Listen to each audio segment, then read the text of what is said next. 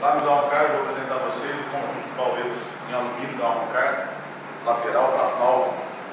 Tá? Arrancar no supermercado há um certo tempo, são os baús 100% feitos em alumínio. Eu vou colocar para vocês perceberem o tanto que é fácil.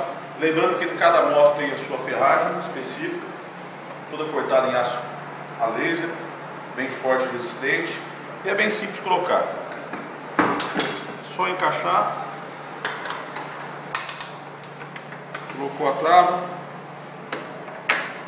fechou, está pronto. Vou mostrar o interior para vocês perceberem o tanto que ele é bem feito.